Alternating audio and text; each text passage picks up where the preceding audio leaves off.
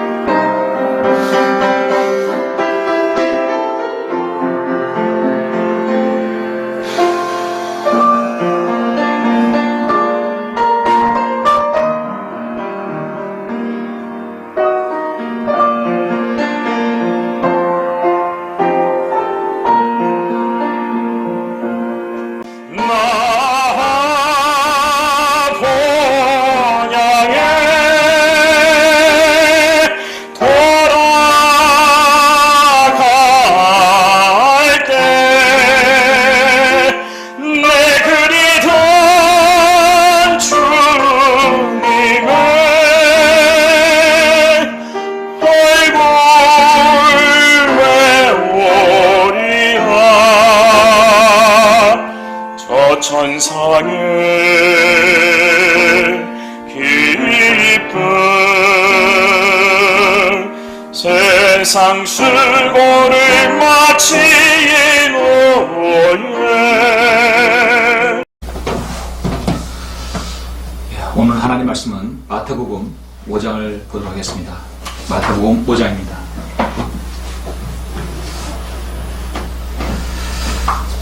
오늘 주일 말씀은 마태복음 5장 13절로 16절까지 말씀입니다. 마태복음 5장 13절부터 16절까지 말씀입니다. 제가 봉독해 올리겠습니다. 너희는 땅의 소금이라. 그러나 소금이 그 맛을 잃으면 무엇으로 짜게 하리요? 쓸모없어진 소금은 내어 버려져 사람들의 발에 밟힐 뿐이니라. 너희는 세상의 빛이라. 산 위에 있는 성읍이 숨겨질 수 없느니라. 또 사람들이 촛불을 켜서 곡식되는 말 아래 두지 아니하고 촛대 위에 두나니 그런 빛이 집 안에 있는 모든 사람에게 비치느니라. 그러므로 너희의 빛이 사람들 앞에 비치게 하여 그들로 너희의 선행을 보게 하고 또 하늘에 계신 너희 아버지께 영광을 돌리게 하라. 아멘. 귀한 말씀이죠. 오늘 제가 이 말씀을 위해서 잠깐 기도하겠습니다. 전지전능하시고 위대하신 아버지 하나님, 감사와 영광과 찬양을 돌려드립니다. 오늘 이렇게 10월의 셋째 주 주일을 맞이하여서 하나님 말씀을 선포할 수 있도록 인도해 주시고 이의 귀한 말씀을 통하여 다시 한번 우리가 세상에서 어떠한 존재로 그리스도인이 살아가야 할지를 하나님 말씀을 선포하고자 합니다. 이 말씀에 기름 부으셔서 듣는 모든 성도들이 많은 도전을 받고 또 주님 앞에 영광 돌리는 삶을 살 수 있도록 인도하여 주시옵소서. 주 예수 그리스도 이름으로 기도드렸습니다. 아멘. 오늘 말씀 제목은 그리스도인에게 당연한 것, 그리스도인에게 당연한 것이라는 제목으로 설교하고자 합니다. 지금 우리는 올해 초부터 예기치 못한 시대에 살고 있습니다. 이른바 컨택트, 즉 대면 시대에서 비대면 시대에 살고 있습니다. 약 8개월째 접어든 사회적 거리두기는 우리 사회의 풍속도를 완전히 바꿔놓았습니다. 원격 수업, 재택근무, 재택 콘서트, 랜선 여행, 집에서 온라인으로 소비 활동을 하는 형태인 홈코노미 등 수많은 용어들이 나왔습니다. 그러나 여러분, 한 가지 분명한 것은 비대면만으로는 세상이 돌아가지 않는다는 사실입니다. 여러분들이 집안에서 비대면으로 누려야 할 때 누군가의 안전한 집콕을 위해서는 반드시 누군가는 사람과 사람 사이를 오가며 연결을 해줘야 합니다. 그 대표적인 직업군이 바로 택배 노동자라고 할 수 있죠. 또 보건의료나 돌봄 노동처처럼 감염 위험을 무릅쓰고 대면 접촉해야 하는 직업군도 있습니다. 어쩌면 우리 모두의 안전한 삶은 보이지 않는 누군가의 위험에 노동의 빛을 지고 있는지도 모릅니다. 지금 영국과 미국, 캐나다 등 외국에서는 감염병을 비롯한 재난 상황에서도 사회 기능 유지를 위해 꼭 필요한 일을 수행하는 이들을 필수 노동자, 에센셜 워커라고도 합니다. 이것을 또한 핵심 노동자라고도 하지요. 또 그들을 보호하고 지원해 주는 일을 하고 있습니다. 대체로 의료나 돌봄이나 보육이나 또 치안, 교통, 물류 분야의 종사자들이 여기에 필수 노동자들에 속합니다. 그러나 우리나라에서는 이 필수 노동이란 그 개념 자체, 용어가 생소합니다. 더욱이 필수 노동에 대한 해당하는 업무는 상당수가 저임금이며 또 불안전 노동에 힘들게 살아가고 있습니다. 사실 코로나19 사태에 이전부터 이 요양섭이나 서비스라든지 이런 교통이나 치안, 물류는 꼭 필요한 노동입니다. 그런데 우리 사회는 그 가치를 제대로 인정해주지 않고 그림자 지급해왔습니다. 사실 우리나라 요양병원 같은 데에서 여러분 일하는 요양보호사는 대다수 90% 이상이 최저임금도 안 되는 급여를 받고 있고 심지어 4대 보험도 안 되는 들지 못하는 최악의 환경에서 살고 있다는 사실을 여러분 아십니까? 이 대한민국에서 말도 안 되는 상황이죠. 문재인 정부가 늦었지만 이제야 정부 주관으로 필수 노동자라는 개념을 도입해서 그들을 지원하자는 움직임이 시작되었다고 합니다. 당연한 것입니다. 아무리 비대면 시대라 해도 필수 노동자들이 없다면 그들의 비대면이란 말도 사라질 것입니다. 우리 사회에서는 너무나 당연하고 누리고 있을 때 누리는 것은 보이지 않는, 그들이 누리는 것은 보이지 않는 손길과 선한 그 수고와 손길이 있었기 때문에 가능한 일이었습니다. 그런 시대에 사는 우리 그리스도인에게 있어서 역할은 무엇인가? 세상을 살다 보면 그리스도인이 전혀 표현하지 않는 경우가 너무나 많이 있습니다. 우리는 어쩌다 누군가를 볼 때 누군가를 가리켜서 그가 교회에 다니는 사람이었어? 그가 그리스도인이었어? 심지어 어떤 사람은 그가 성경도로 믿는 사람이라고 그렇게 말하는 경우가 있습니다. 사실 그리스도인은 사실 어디로 가나 그리스도인입니다. 비대면이든 대면이든 그리스도인은 그리스도인입니다. 여러분 지금 이 사회에서 그리스도인으로서 여러분은 살아가고 있습니까? 그리스도인은 언제 어느 때 그 진가가 나타날까요? 오늘 주일 설교는 잠시 그리스도인으로서 당연한 것에 대해 잠시 말씀을 전하고자 합니다. 방금 제가 봉독한 이 본문 마태복음 5장, 이 5장은 5장, 6장, 7장 일명 산상설교라고 하죠. 산상설교라고 합니다. 예수 그리스도의 그 유명한 산상설교의 첫 장에서의 한 부분입니다. 예수 그리스도의 탄생은 즉 이스라엘의 왕의 탄생입니다. 메시아이며 우리 주님은 그리스도입니다. 메시아입니다. 말라기 선지자 이후 그토록 400년 동안 기다렸던 메시아께서 이제 오셔서 공식적으로 사역을 하시는 자입니다. 광야에서 시험 받으신 이후 주님은 승리하시고 이제 5장에서부터 본격적으로 말씀을 전하시죠. 지금 이 팔레스타인 땅에는 그들의 땅이 있습니다. 땅이 있고 자신의 백성이 있습니다. 그리고 왕이신 예수 그리스도께서 지금 오셨습니다. 여러분 땅이 있고 백성이 있고 왕이 있습니다. 우리나라가 땅이 있고 대통령이 있고 여러분 국민이 있으면 그 다음에 법이 있는 것이죠. 바로 그 법이 5장, 6장, 7장인 것입니다. 이것은 주님께서 이스라엘을 통치하실 때 왕국의 법령입니다. 그래서 이 말씀을 하나님께서는 천국복음 또 왕국복음이라고 하나님께서 말씀하셨습니다. 이스라엘 백성들은 예수 그리스도를 메시아로 받아들이기만 하면 당장 그들에게는 왕국이 도래하고 천국이 도래하는 것입니다. 실제적이고 정치적인 눈에 보이는 왕국입니다.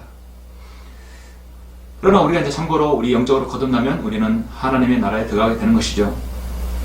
이 바로 5장, 6장, 7장이 왕국의 법령입니다.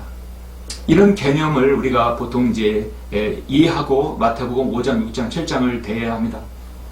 오늘 우리가 보는 마태복음 5장의 그 핵심적인 지금 13장과 13절부터 16절의 말씀은 헌법에 기초한 왕의 정부 형태를 보면서 이 말씀이 시대적으로 어디에 적용시키는지 또 영적으로 어떻게 적용시키는지를 우리는 알아야 합니다.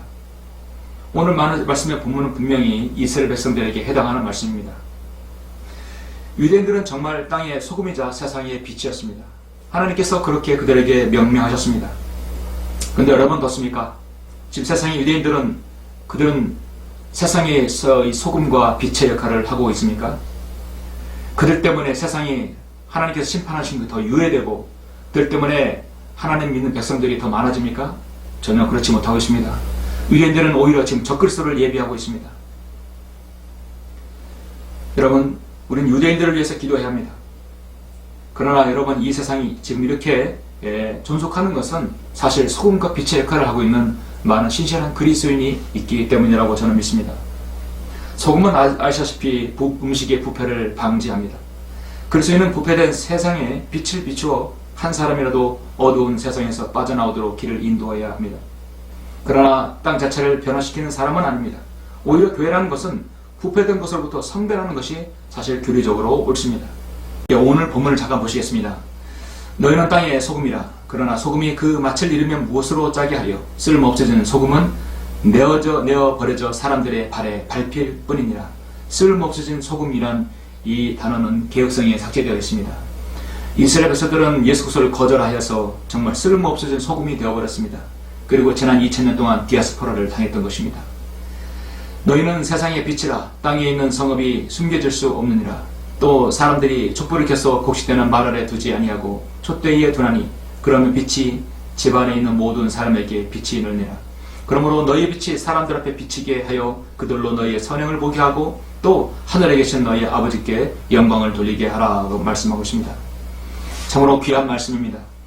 이 말씀은 당시 유대인들에게 정확하게 적용되는 말씀일 뿐만 아니라 오늘날 라오디게인들의 마지막 교회 시대에 사는 모든 성도에게도 적용되는 말씀입니다. 14절의 말씀처럼 너희는 세상의 빛이라. 땅에 있는 성읍이 숨겨질 수 없느니라 말씀하고 있습니다. 촛불은 곡식을 대는 말에 두지 않는 법이죠. 무엇이든지 제자리를 지키지 않으면 문제가 되는 법입니다.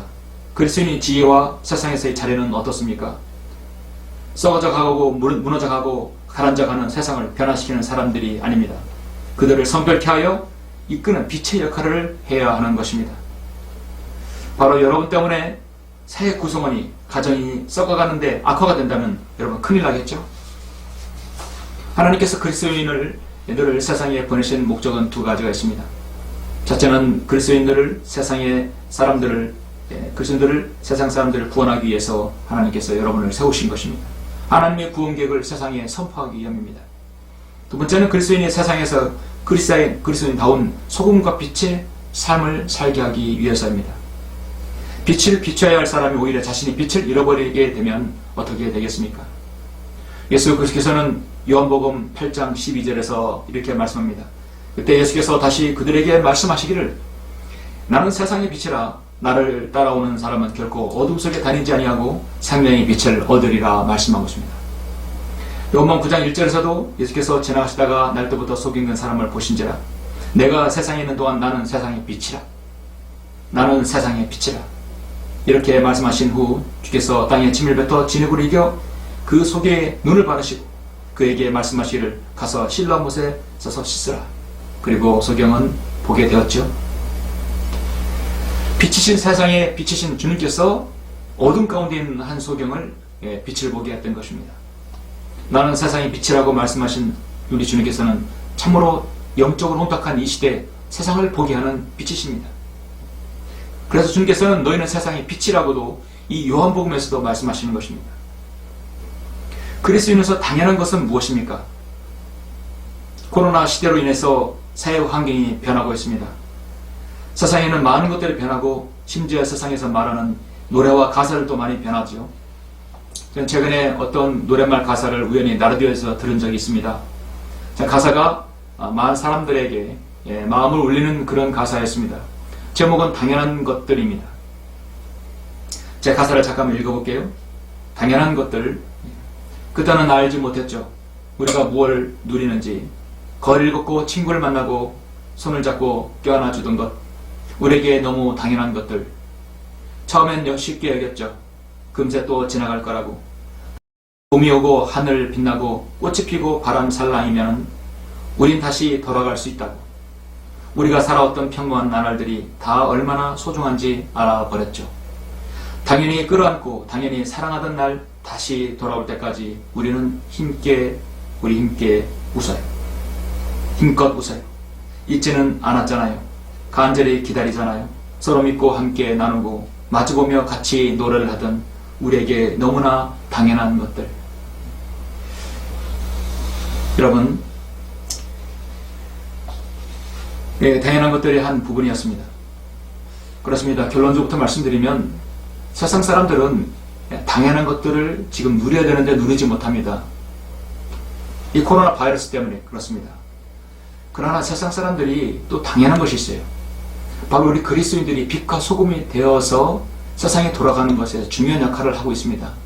어쩌면 우리 그리스도인이 당연한 것은 행동이죠. 당연한 것입니다. 모든 그리스도인이 당연한 것은 바로 빛과 소금의 역할을 해야 하는 것입니다. 그렇기 때문에 바로 우리가 아직 세상에서 복음을 전할 수 있고 진리를 전할 수 있는 것이죠. 그리스도인에게 필요한 것은 바로 세상의 빛과 소금입니다. 여러분은 세상에 보이지 않고 드러나지 않을 수 있습니다. 그러나 여러분 그리스도의 손길이 필요한 곳이 있습니다. 여러분이 없어서는 안 될 곳이 있습니다. 그것은 어딜까요? 그건 여러분 자신이 알 것입니다. 저는 오늘 두 가지를 여러분에게 말씀을 드립니다. 빛과 소금입니다. 그리스도인에서 당연한 것, 첫 번째는 무엇입니까? 첫째, 세상의 빛의 역할을 여러분이 담당해야 하는 것입니다. 요한복음 8장 12절에 보십시오. 요한복음 8장 12절에 보시면 그때 예수께서 다시 그들에게 말씀하시기를 나는 세상의 빛이라. 나를 따라오는 사람은 결코 어둠 속에 다니지 아니하고 생명의 빛을 얻으리라 말씀하고 있습니다. 주님께서 세상의 빛이시고 여러분들이 세상의 빛의 역할을 해야 한다고 말씀하고 있습니다. 사도행전 9장은 사도 바울에 있어서 평생 잊지 못할 사건이 있었습니다. 사도행전 9장에서 사도 바울이 구원받죠. 그는 예수 그리스도의 빛을 보았기 때문입니다. 그것은 바로 그렇게도 박해하던 예수 그리스도를 그가 만나는 사건이었습니다. 나는 세상의 빛이라고 하신 그분을 지금 사도행전 9장에서 사도 바울이 만나고 있죠. 우리 다같이 잠깐 사도행전 9장 1절부터 6절까지 한번 보도록 하겠습니다. 사도행전 9장 1절로 6절을 보시면 한편 사울은 여전히 주의 제사장들에 대하여 유업과 살기를 내뿜으며 대제사장에게 가서 다마스커스의 여러 회당에 보낼 서신을 청하니 이는 그가 이 도에 속한 자를 보면 남자든지 여자든지 잡아서 예루살렘으로 데려오려 합니다. 그가 길을 따라 다마스커스에 가까이 왔을 때 갑자기 하늘로부터 한 줄기 빛이 그를 둘러 비추는지라. 이 빛은 바로 주님이셨습니다. 그가 땅에 엎드려 그에게 말하는 음성을 들으니 사울아 사울아 내가 왜 나를 박해하느냐고 하시더라. 그러자 그가 말하기를 주여 당신은 누구시니까? 라고 하니 주께서 말씀하시기를 나는 내가 박해하는 예수라. 가시차를 걷어차는 것이 내게 고통이라고 하시더라. 그가 떨며 놀라서 말하기를 주여 내가 어떻게 하시기를 원하시나이까? 라고 하니 주께서 그에게 말씀하시기를 일어나서 성읍으로 들어가라. 그러면 내가 행해야 할 일을 내게 일러주리라고 하시니. 사도 바울은 예수 그리스도를 잡아서 예수 그리스도를 믿는 사람을 잡아 가두고 또 교회를 파괴하는 일을 하고 있었습니다. 그 한 과정에서 다마스커스로 가는 도중에 주님을 만나고 빛을 보았던 것입니다. 이 땅에 태어난 인간은 누구나 자신의 인생에 있어서 예수 그리스도와의 개인적인 관계를 맺어야 합니다. 만나야 합니다. 그 빛을 받아야 합니다. 여러분의 꿈이 어떤 큰 빛이 아닙니다. 바로 예수 그리스도의 빛입니다. 그것은 바로 개인의 구원입니다. 그것은 바로 여러분 자신이 그리스도인이 되는 것입니다. 그것이 없으면 누구든 세상의 빛의 역할을 할 수가 없습니다. 하나님께서 사도 바울을 부르신 목적은 분명합니다. 무엇보다도 그의 열정을 하나님께서 보셨던 것입니다. 13장 47절에 보면 그가 구원받은 이후에 이는 주께서 그에게 명하시기를 내가 너를 이방인들의 빛으로 세웠으니 너는 땅의 땅 끝까지 구원을 베풀라 하십니다. 너는 나의 빛을 받았으니 내 빛을 전하라는 것이죠. 그래서 내가 너를 이방인들의 빛으로 세웠으니 너는 땅 끝까지 구원을 베풀라. 여러분도 세상의 빛이십니다. 여러분도 이방인들의 빛으로 세웠다고 말씀하고 있습니다. 그를 통하여 흑암과 지옥으로 빠져있던 이방인들에게 빛을 비추기 위함인 것이었습니다. 성도 여러분, 우리가 세상의 빛으로 사명을 감당하려면 누구든지 예수 그리스도의 빛을 받아야 하는 것입니다. 사도행전 22장 6절에 보니까 내가 여행하여 정오쯤 되어 다마스커스에 가까이 왔을 때 갑자기 하늘에서 강렬한 빛이 내 주위를 비쳤다고 말씀하고 있습니다. 사도 바울은 어디에서도 자신의 구원 간증을 이렇게 확실하게 제시합니다. 내가 예수 그리스도를 보았다는 것이죠. 예수 그리스도는 의의 태양이십니다. 말라기 4장 2절에서 그러나 내 이름을 두려워하는 너에게는 의의 태양이 그의 날개에 치유를 가지고 솟아오른다고 말씀하고 있죠. 예수 그리스도의 재림은 곧 의의 태양이 솟아오르는 것입니다. 다른 교회에 관한 예표이지만 태양은 예수 그리스도에 관한 예표입니다. 우리가 보는 보름달은 한 달에 한 번 돌아옵니다. 달이 빛나는 것은 전적으로 태양이 빛을 받았기 때문입니다. 이것은 달과 태양은 또 그리고는 여러분 지구는 둥글기 때문에 가능한 것입니다. 태양의 빛을 받지 못하면 달은 빛날 수 없습니다. 그러므로 태양이 영원히 거하는 한 달도 영원하다고 성경은 분명히 말씀합니다. 태양과 달은 영원합니다. 시편 89편에 보면 정확히 나오죠. 35절에 보시면 내가 나의 거룩함으로 한 번 맹세한 것은 다윗에게 거짓말을 하지 아니하려는 것이라. 그의 시가 영원히 지속될 것이요 그의 보좌는 내 앞에 태양 같으리라 말씀하고 있습니다. 그것이 달과 같이 하늘에 있는 신실한 증인같이 영원히 견고하게 서리라 말씀합니다.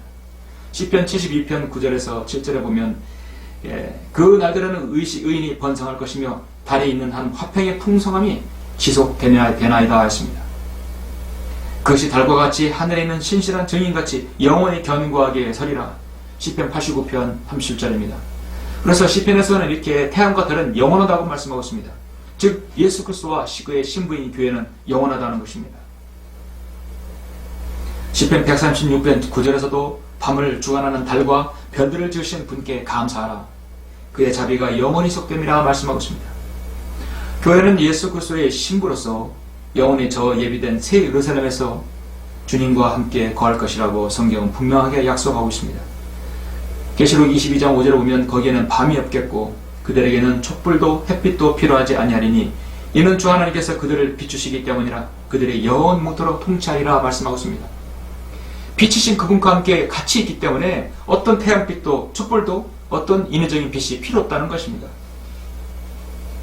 현재는 우리는 지금 예수 그리스도의 재림을 기다리고 있습니다. 그렇기 때문에 우리는 지금 예수 그리스도의 빛을 바라할 수밖에 없는 것입니다. 주님께서 세상에 오셨을 때 이 세상은 캄캄한 밤이었다고 분명히 말씀하였습니다.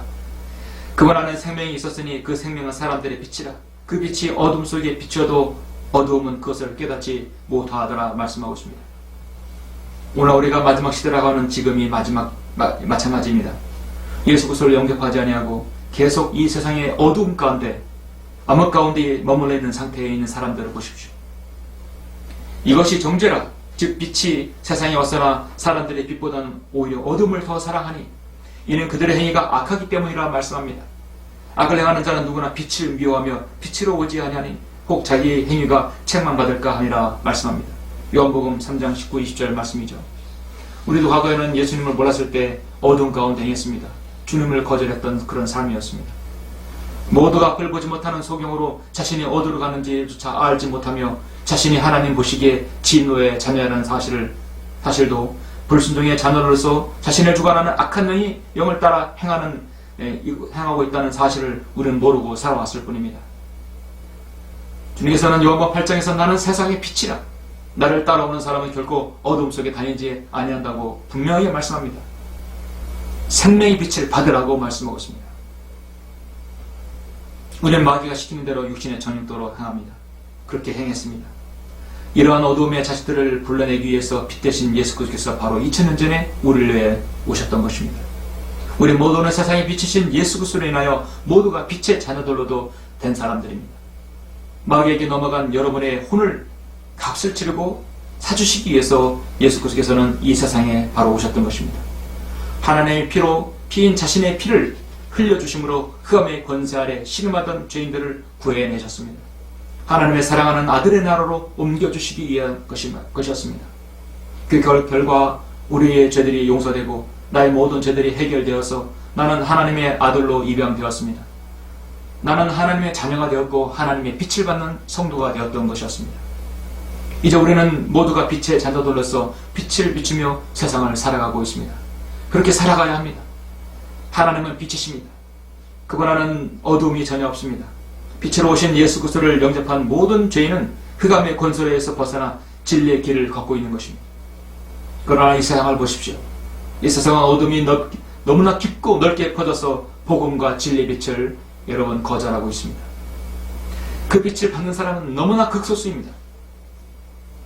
여러분의 성경적 기준을 살아가고 우리가 세상 사람의 빛이 되는 순간 사람들은 우리를 보고 광신자 취급하고 있습니다. 이 세상은 여전히 캄캄한 밤입니다. 지금 여러분이 계신 곳은 어디입니까? 여러분 어디에서도 저 사람은 그리스도인이다. 그리스도인 뭔가 달라. 역시 그리스도인이야. 역시 그리스도인이 이 세상에 아직 있어야 돼. 여러분 그런 말을 들으셔야겠죠. 그리스도인에서 당연한 것. 두 번째는 세상에 소금의 역할을 감당해야 하는 것입니다. 고린도후서 2장 15절에 보시면 다음 같은 말씀이 있습니다. 여러분 고린도후서 2장 15절에 보시면 이는 우리가 구원받은 사람에게나 멸망하는 사람들에게나 하나님 앞에서는 그리스도의 향기이기 때문이라 말씀합니다. 여기서 우리는 오해하지 말아야 하는 것은 그리스도인이 세상에 소금의 역할을 해야 한다는 것은 썩어져가고 멸망해 가는 세상에 희망을 걸고 무엇인가 우리의 노력으로 살기 좋은 세상을 만들어보자는 취지에서 말씀드리는 것이 아닙니다. 그리스도인이 소금의 역할을 여러분들이 사는 구성원에서 꼭 필요한 존재가 되라는 것입니다. 그래서 그들에게 그리스도의 향기를 날리라는 것입니다. 소금이 없으면 우리 몸 안에 모든 균형이 깨져버립니다. 물과 소금의 균형이 잘 맞아야 됩니다. 소금이 없으면 일명 탈수 현상이 일어나고 죽게 됩니다.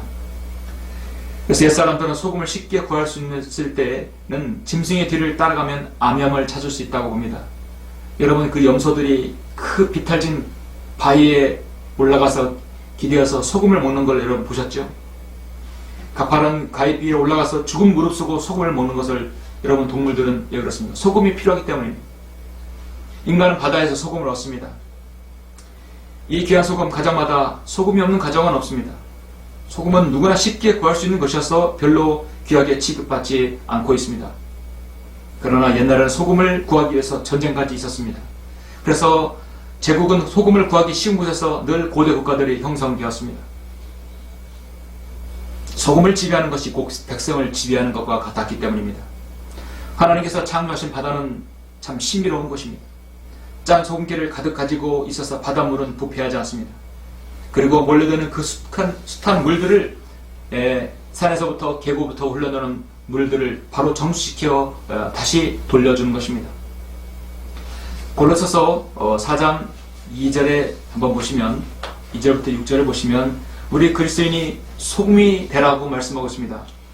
골로새서 4장 2절 6절 보시면 꾸준히 기도하고 감사함으로 기도에 깨어 있으라. 또한 하나님께서 우리에게 말문을 열어주사 그리스도의 신비를 말하게 하여 주시도록 기도하라. 이로 인하여 내가 메인바 되었나니 이는 내가 마땅히 해야 할 말을 하여 신비를 나타내려 함이라.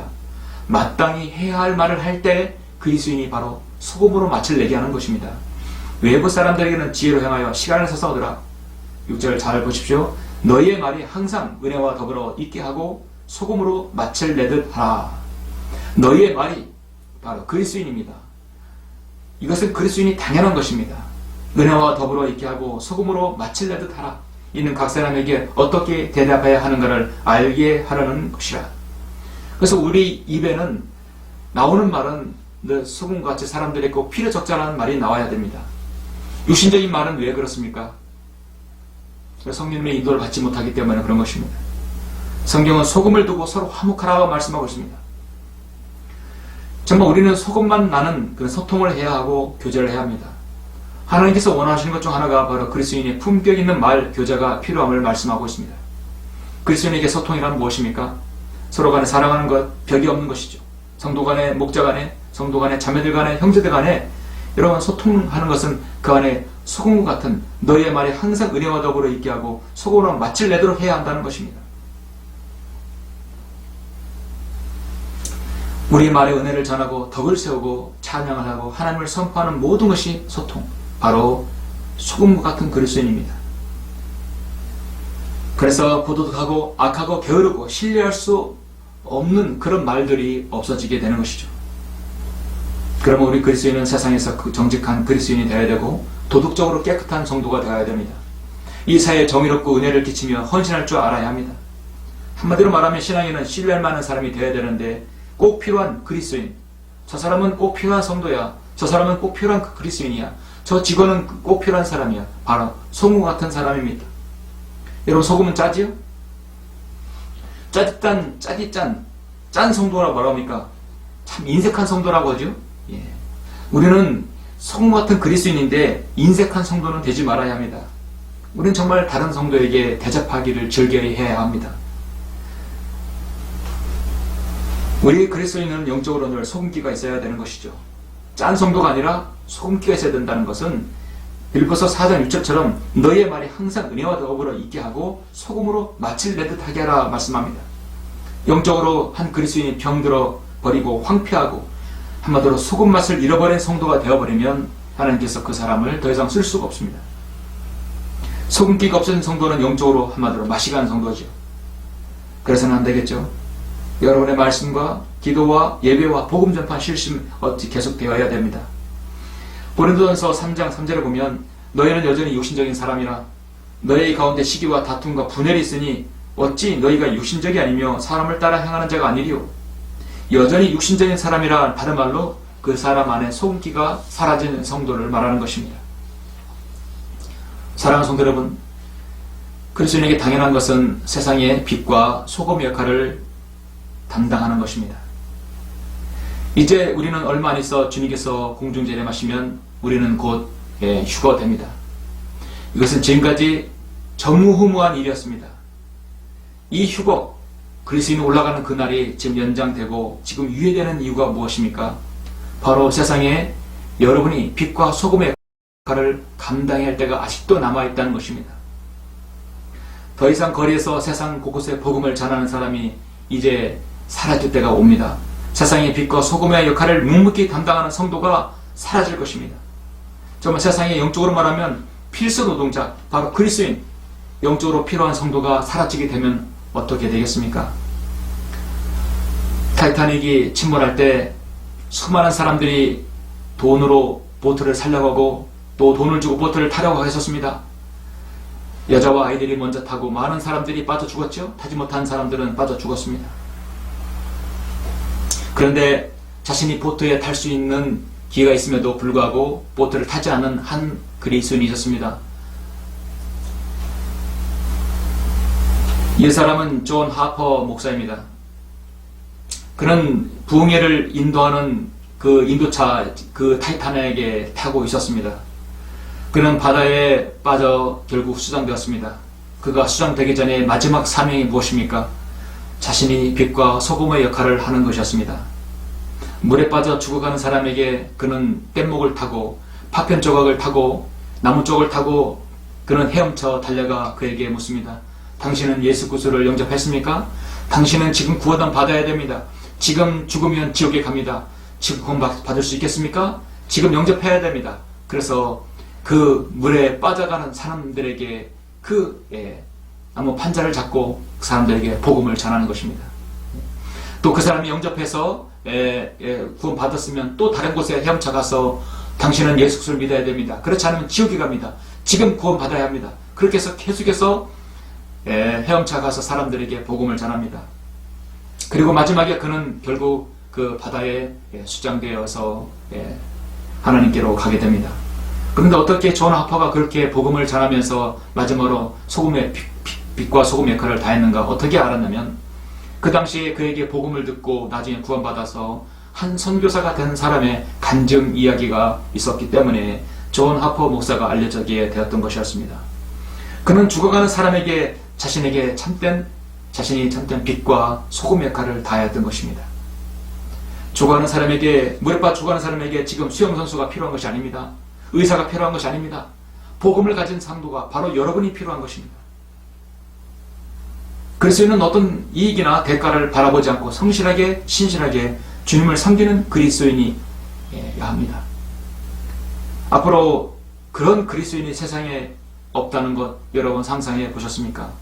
세상에 빛과 소금된 그리스도인이 없다면 그 세상은 어떠한 세상이 되겠습니까? 무법천지가 될 것입니다. 빛은 어둠이 있을 때 드러나듯이 이 영적으로 혼탁한 세상에 여러분 그리스도인이 있을 때 세상이 그나마 예수 그리스도를 알 수 있는 것입니다. 인간이 대단한 능력이 있다 해서 쓰이고 싶다면 그 능력은 무용지물입니다. 아무리 학식이 있고 뛰어난 재능이 있다 하더라도 쓰임받지 못하면 아무 소용이 없는 것입니다. 바울은 정말 대단한 사람이었습니다. 로마 시민권을 가지고 있었고 당대 최고의 학부인 가말리엘 문화상이었습니다. 열정과 진명과 기억력, 추진력이 있었습니다. 그러나 하나님께서 쓰시지 않았다면 그렇게 빛된 인물, 소금 같은 인물로 남아있지 않았을 것입니다. 바울은 스스로 사도 바울이 된 것이 아니라 하나님의 빛을 받았기 때문에 이런 교회사 속에서 빛나는 인물이 되었던 것입니다. 그리스도인도 간증 있는 삶을 살지 않으면 안 됩니다. 간증 있는 삶이 있어야 세상의 빛과 소금 역할을 할 수 있습니다. 우리도 하나님이 한 시대에 들어 쓰시면 빛난 소금 같은 생애를 살 수 있습니다. 초라한 것 같지만 절대 그리스도인의 빛은 초라하지 않습니다. 요한복음 16장 13절에 보면 그러나 진리의 빛이신 그분이 오시면 너희를 모든 진리로 인도하시리라. 그분은 스스로 말씀하지 아니하시며 무엇이나 들은 것을 말씀하실 것이요 또 너에게 다가올 일들을 알려주시리라. 진리의 영으로 여러분은 인도함을 받아야 합니다. 히브리서 10장 32절에 보면 너희가 빛을 받고 난 후 고난의 큰 싸움을 견뎌낸 지난 날들을 기억하라 했습니다. 그리스도인은 세상의 빛된 역할을 수행하게 되면 때론 고난과 박해와 무시 등 말로 닿을 수 없는 상처들을 받을 수 있습니다. 이 진리 안에 있지 않는 사람들에게 절대로 인정받으라고 하지 마십시오. 그 모든 위로를 우리는 오직 주님으로부터 많이 받을 수 있습니다. 여러분 세상의 빛의 역할을 절대로 아무나 할 수 없는 것입니다. 바로 그리스도인, 바로 여러분 당신, 바로 여러분 자신입니다. 바닷물은 100%에 3%의 염분이 들어있습니다. 나머지는 97%는 물입니다. 이 3이라는 소금을 만들려면 나머지 97%의 물을 증발시켜야 합니다. 출렁이는 물속에서 자신을 녹이고 드러나지 않는 소금이 있기 때문에 바닷물이 이 3% 때문에 썩지 않는 것입니다. 세상에서의 3%는 그리스도인일까요? 저는 알 수 없습니다. 그러나 빛과 소금된 역할에 그리스도인이 있기 때문에 이 세상이 아직도 하나님께서 이 사람을 멸망시키지 않고 유예시키는 것입니다. 음식에 소금이 들어가지 않는 맛이 없습니다. 소금이 녹지 않으면 또 맛이 없습니다. 그 소금은 버려져 사람들의 발에 밟힐 뿐이라고 오늘 말씀하고 있습니다.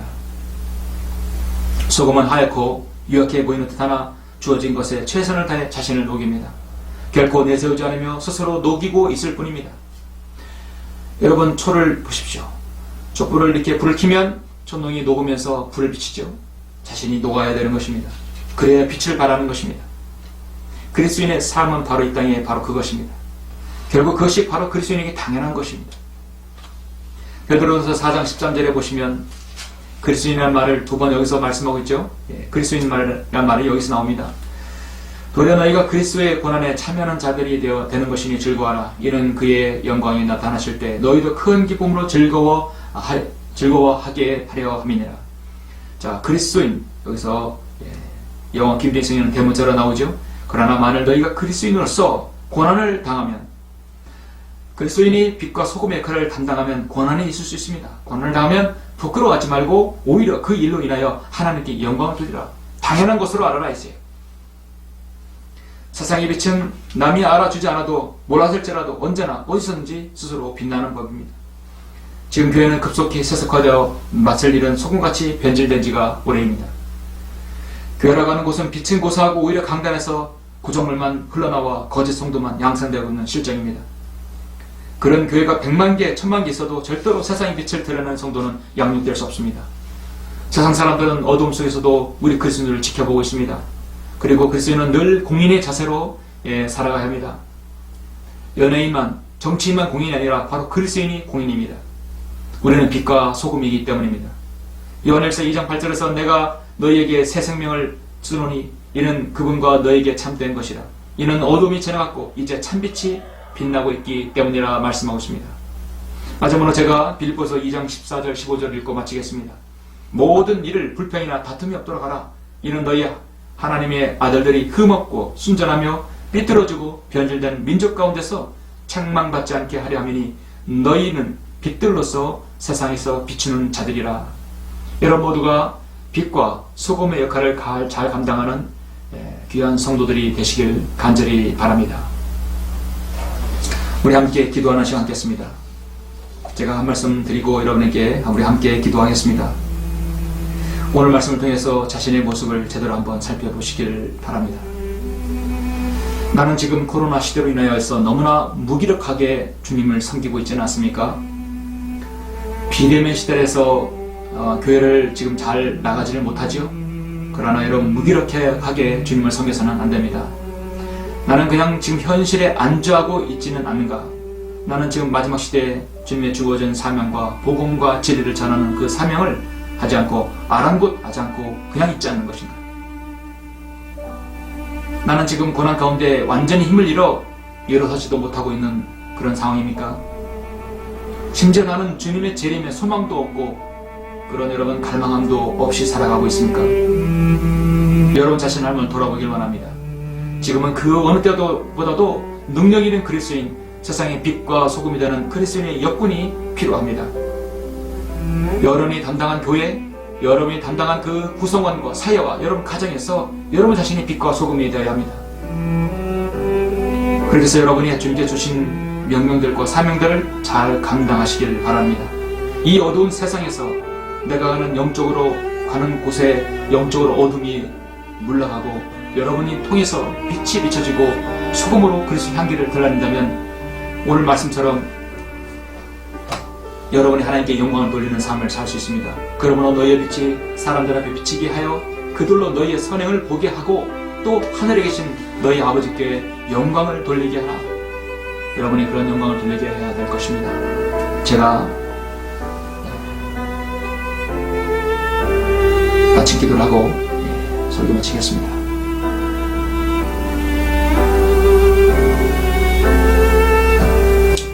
존귀하시고 거룩하신 아버지 하나님 감사를 드립니다. 부족한 점 오늘 저는 마태복음 5장을 통하여서 주님께서 산상소교를 하실 때 유대인들에게 하신 빛과 소금 역할을 저는 오늘 영적으로 잘 적용해서 성도에게 말씀을 전하였습니다. 우리는 이 마지막 시대에 살다 하더라도 여전히 정말 세상의 빛과 소금 역할을 담당해야 합니다. 우리가 살고 있는 구성원과 사회 그 어디서라도 영적 어둠을 몰아내며 또 그들에게 그리스도의 향기를 드러내는 모든 성도들이 될 수 있도록 인도하여 주시옵소서. 코로나 시대로 인하여서 많이 움츠러들고 또 비대면 시대라 해서 우리가 사람들을 만나는 점이 없지만 그러나 우리가 그 어느 때라도 빛의 역할을 소금 역할을 잘 감당할 수 있도록 늘 주님의 은혜 아래 거할 수 있도록 인도하여 주시옵소서. 주 예수 그리스도 이름으로 기도드렸습니다. 아멘.